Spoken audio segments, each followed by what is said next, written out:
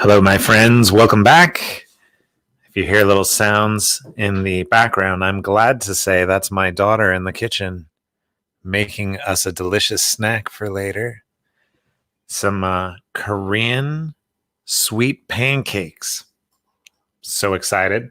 I don't think I've had them before, but apparently she makes them with her friends for people's birthdays. It's like birthday pancakes. Her friend from Korea makes them, so she has her recipe and is going to whip some up for us. So I'm pretty excited. How are you all doing? Say hello. Let's see who's here.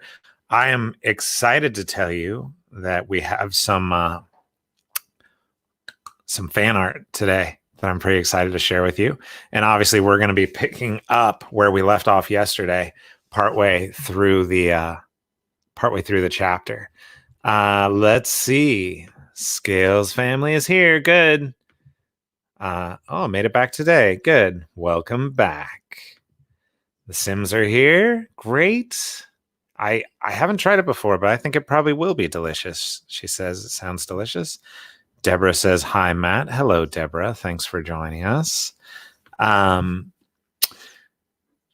Also, if you're looking for more content of things to watch related to fantasy-ish stuff, there is a group on Facebook called Realm Makers. I was just with them earlier this morning talking about C.S. Lewis.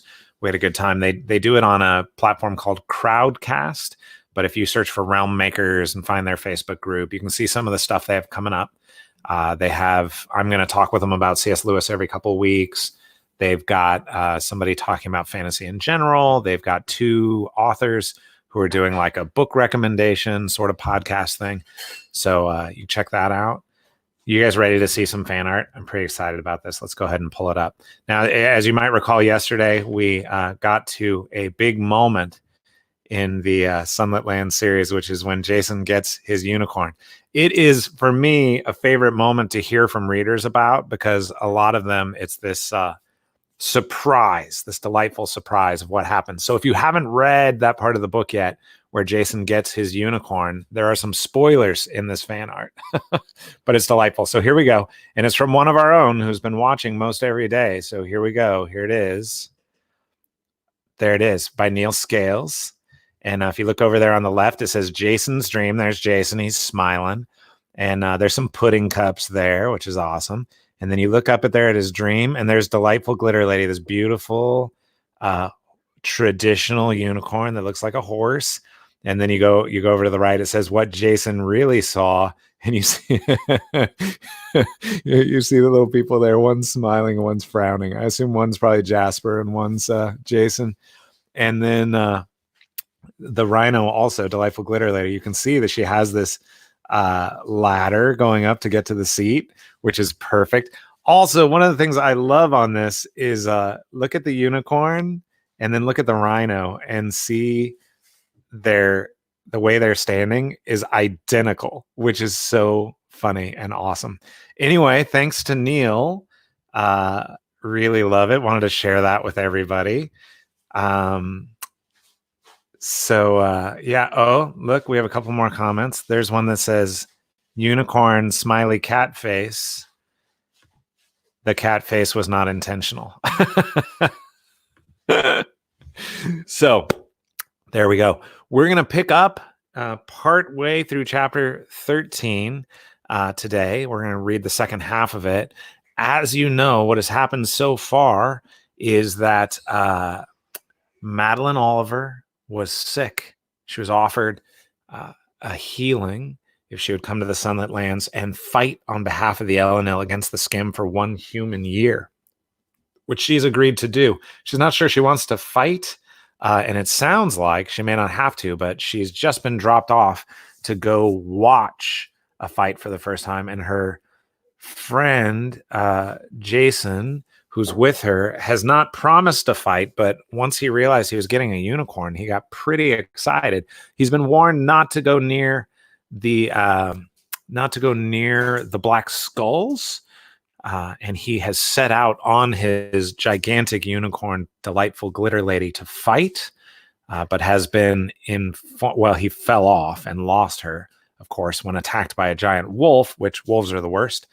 I mean, also, he doesn't like spiders, but there you go.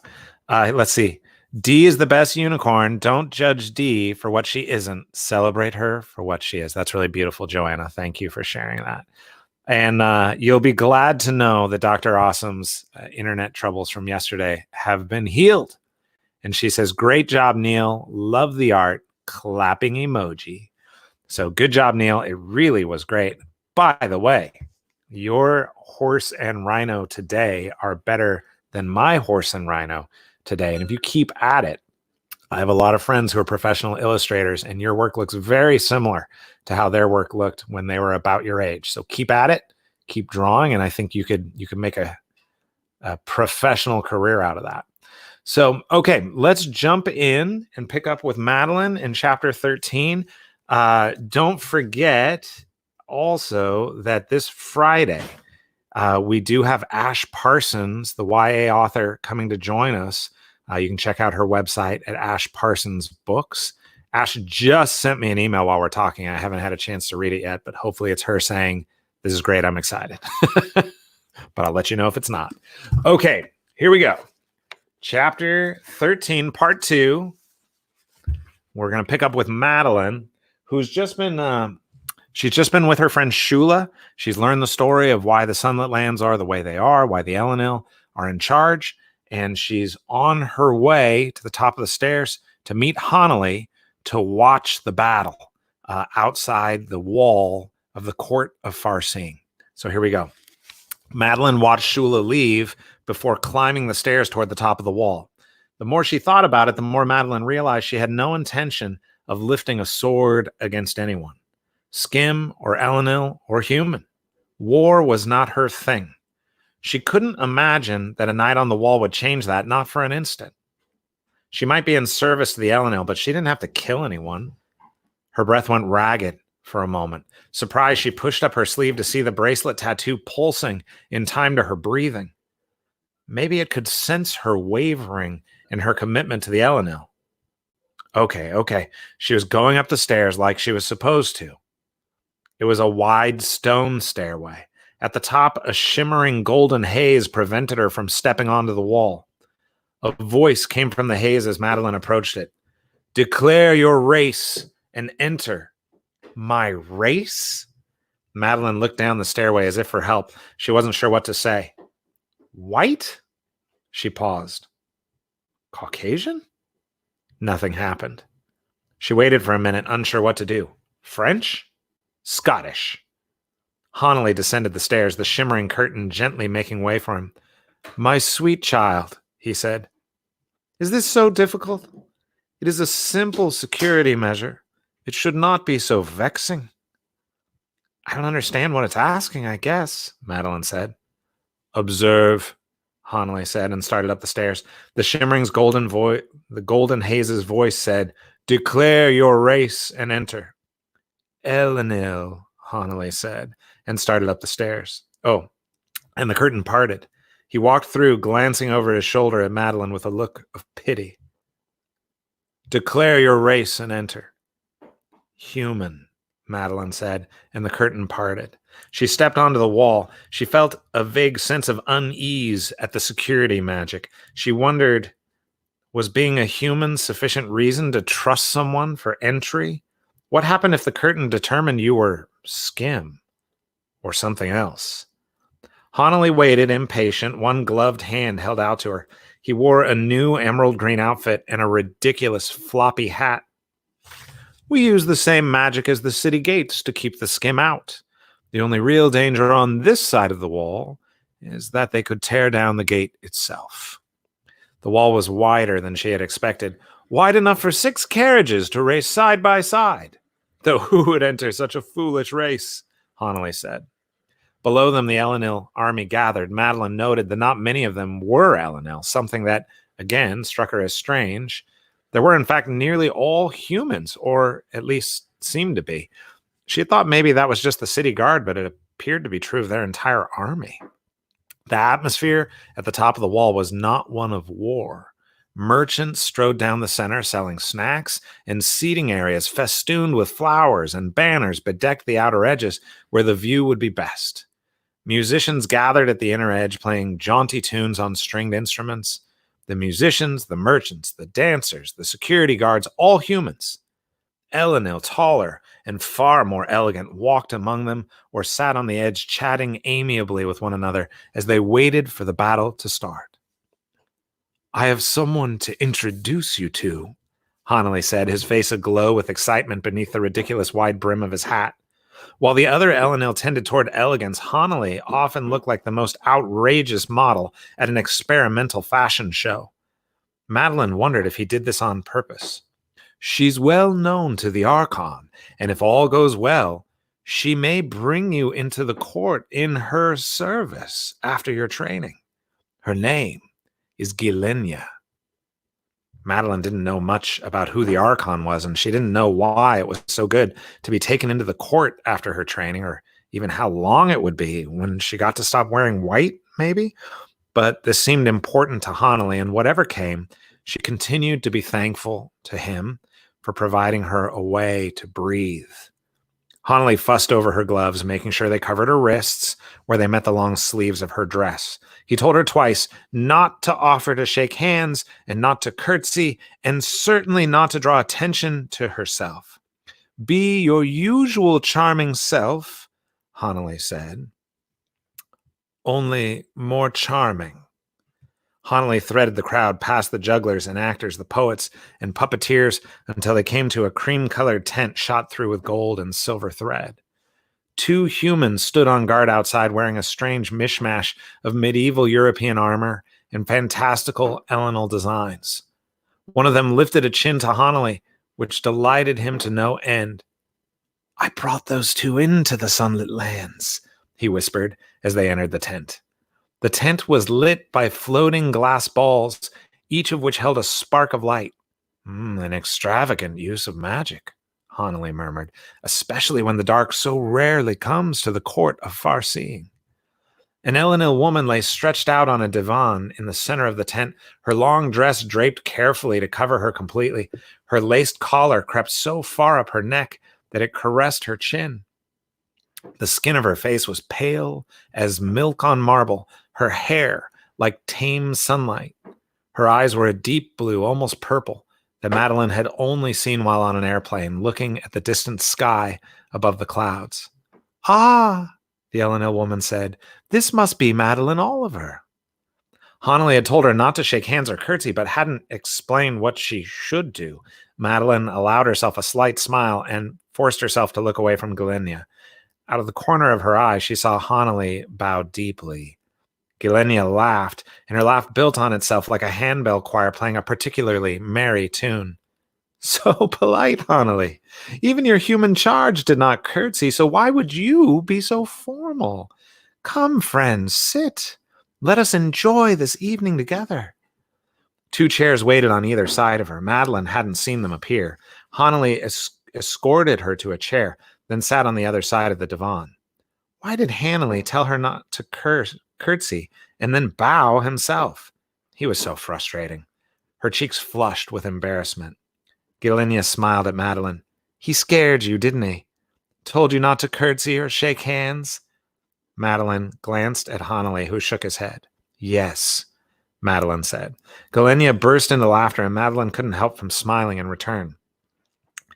"He's my cousin," Gilenia said, "or at least that's the closest concept among your people. We grew up in the same household, like brother and sister. We are young for Elenil, born in the same year. I'm not easily offended, even by the strange manners of humans."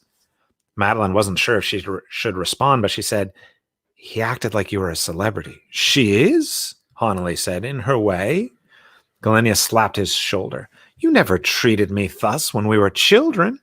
She leaned toward Madeline and whispered, "He uses his youth as an excuse when he violates good manners. The Elenil at the court talk about him incessantly. He is well known as a rogue." "Please," Hanley said, fastidiously pulling the fingers of his gloves to fit more perfectly. "I spend so much time among the humans. I occasionally forget the ins and outs of Elenil society. Nonsense, Galinia said, laughing again, her gloved hands covering her mouth. Ah, you have always been a rogue. What changed? Madeline asked. Why did he start treating you differently? Galenia's face darkened and Hanali's paled. Madeline couldn't see why her question might be rude, but she hastily apologized. Galenia didn't respond, didn't seem to have heard her. In other news, Hanali said brightly, my new haberdasher assures me this hat will be the talk of Far Searing. Galenia spoke over him. It is a fair question, cousin, and if she is here to fight the Scim, why not tell her all?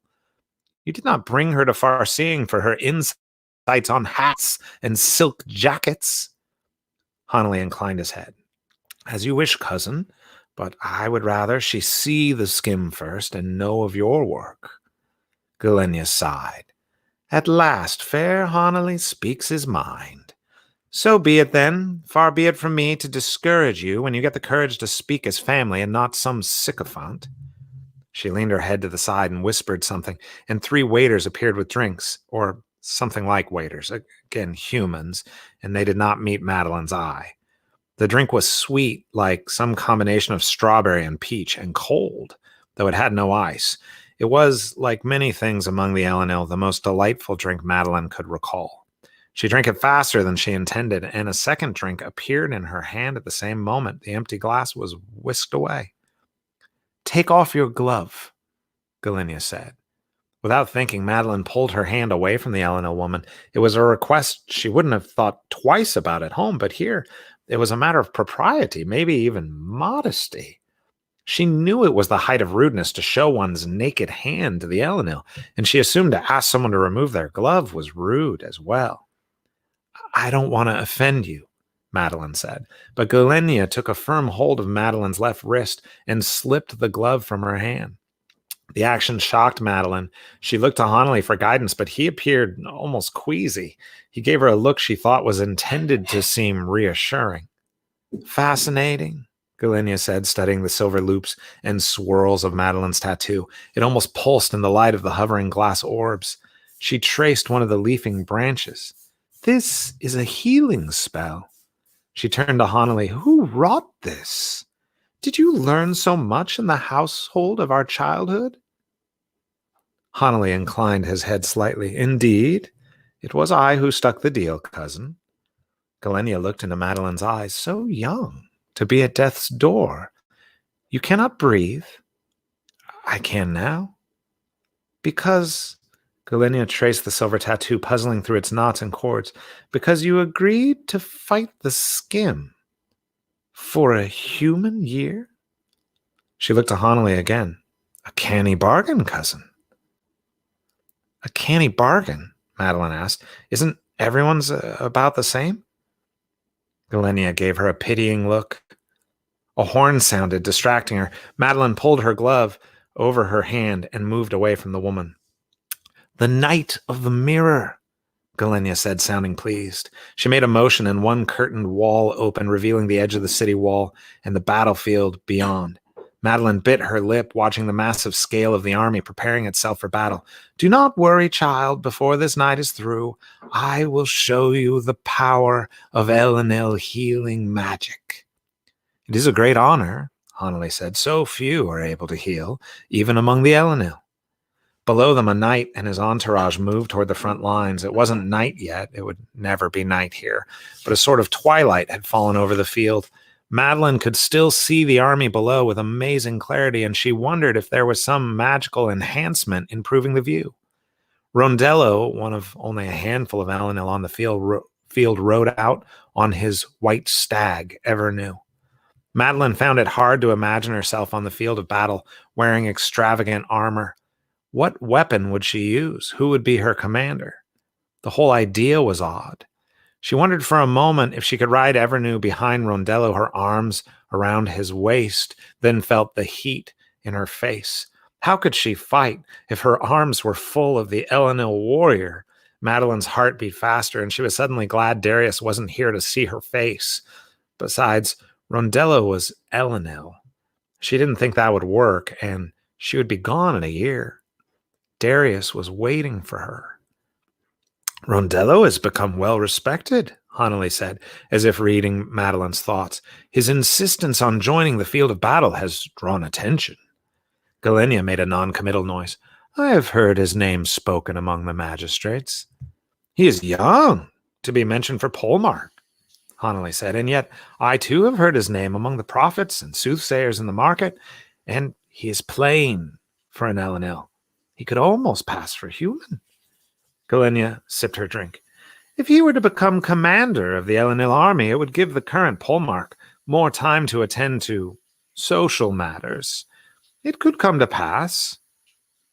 So that Tyrius can attend more parties? You have a wicked tongue, cousin. Galenia smiled slyly. I know we are family, Hanley. You need not call me cousin every time you speak. Hanley said nothing. A great cheer came up from the west, and the Scim army appeared over the ridge. A spider the size of a semi crested the hill first, followed by enormous creatures of various disgusting types, wolves, rats, bats, and even a monstrous scabby possum. Now they will list their supposed grievances, Galenia said. Madeline knelt at the wall's edge so she could see better. Hanley handed her a brass spyglass. Madeline held it to her eye, and the distant Scim appeared more disgusting than she could have imagined. The Scim spokesperson had massive teeth, tusks nearly, jutting from behind his bottom lip, gray skin, ears like wads of chewed gum, and a heavy shelf of a brow over small, angry black eyes. The rags that covered his heavily muscled frame were stained, and no doubt stank. His hands were too large, the wide fingernails yellowed and broken. The Scim began to speak, his gravelly voice rolling over the field of battle and to the wall. It must have been magically amplified because he wasn't shouting, but every word was crystal clear. I am Crooked Back, spokesman for the Scim. We see you tremble and fear at our approach. The Elenil forces jeered. Crooked-Back continued, we do not come seeking war, but only a return of what is ours. The Elenil have stolen what rightfully belongs to the Scim. They have taken certain artifacts which are of our heritage. 5 magical artifacts made by Scim, empowered by Scim, belonging to the Scim, stolen by the Elenil. If these 5 artifacts are returned to our people, we will leave in peace. Galenia put her hand lightly on Madeline's shoulder. What would they ask for tomorrow if we gave in to such demands today? Those artifacts are dangerous and were taken from the Scim for their own safety after the War of the Waste. No, we won't be returning those. Hanley grunted. Nor do we have them. For the magistrates turned them over to a human, did they not? An excellent point, Galenia said. But if they belong to the Scim, Madeline looked at Galenia, they are weapons of unimaginable magic. The Scim cannot be trusted with such things. The Scim spokesman had continued talking, little caring about the conversation happening on the wall. Then we shall bring 1,000 years of darkness and tear every white stone of this city down. We shall salt your fields and burn your homes, and the great darkness shall reign. Flame and darkness, death and suffering await you. What say you, Elenil army? In response, the Elenil army shouted jeers, and several arrows were loosed toward the Scim front lines. So be it, Crooked-Back roared. May darkness rain down upon you. With that, the Scim army raced down the hill to battle. The terrible screaming and shrieks of the Scim sent shivers down Madeline's spine. The Elenil army met them, and the sounds of metal on metal resounded over the field. It was terrible to watch, like hundreds of car accidents happening at once, the sounds of horses screaming, the shouts of humans and Scim, the bellowing of war animals, and yet here, upon the wall, someone was playing a stringed instrument and singing with a clear, sweet voice, and Madeline could smell the remnants of the sweet juice in her cup, and someone cooking a delicious meal further along the wall's edge. The contrast turned her stomach. It was like a Roman Colosseum, And she had a box seat with the rich and powerful. Below them, humans, kids like her, who had come here because of injustice and trouble and problems in their world, risked their lives so that Elenil could sip fruit juice and discuss politics and hats. It wasn't a war. It was an entertainment. She set her glass down and waved the servant aside when he offered another. Still, they watched. The Knight of the Mirror and his people carved a swath through the skim. None seemed able to stop him. Hanali pointed out an explosion of flame and explained that it was Shula, that she had the power to burn like a torch without being harmed. It was what she asked for when I invited her to the sunlit lands, Hanali said. Galenia smiled. She is a fierce one.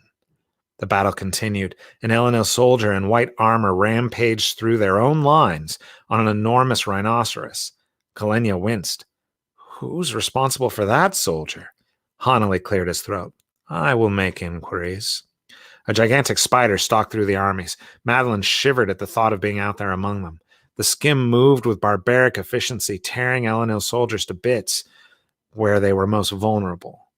Hanali leapt to his feet and strode closer to the battle, his hands clenching the balustrade. What is it, cousin? He stared at the field with a sudden intensity. He pointed out a strange skim soldier in a black helmet, shaped like a horned skull, who was dragging a flaming woman across the field. They're targeting the magic users. Madeline jumped up and stood beside him. Is that Shula? I'm afraid so, Hanali said grimly. And there, he pointed to their right, a monstrous bat plucked a flying man out of the sky. They're stealing our magic. We have to get out there, Madeline said. We have to do something. There is nothing to be done, Hanali said. If those upon the field cannot prevent it, we will not arrive in time to do any different. Madeline watched in horror as the skim and the black skull dragged her new friend away from the city walls and toward the skim army. The end of chapter 13. Oh, chapter 14 tomorrow. We'll read the first half of chapter 14, which will continue the battle. We'll pick up with Jason and what's happening there. Whew, boy. The chapter 14, so we're going to read it Wednesday and Thursday. It's going to take us right to the end of the first major portion of the Crescent Stone. So, yeah, it's a pretty important chapter. It's kind of a turning point in a variety of ways. So excited to look at that with you. If you have any questions or comments, feel free to put them in there, and we'll have glad to answer any questions you have. Also, don't forget, Crescent Stone is still available at Tyndale.com if you're looking for a copy. The audio is available at oasisaudio.com. And as always, when you like, comment, or subscribe, it's a great help to me. And subscriptions in particular help you to be able to find the next episode if you're having trouble as we go along. And of course, do not forget Friday, Ash Parsons is going to be with us. She's pretty excited. I'm excited too. So until then, my friends, have a wonderful day. I hope you are staying safe and feeling well. Keep your chin up, and we'll talk to you tomorrow. Looking forward to it. Thanks.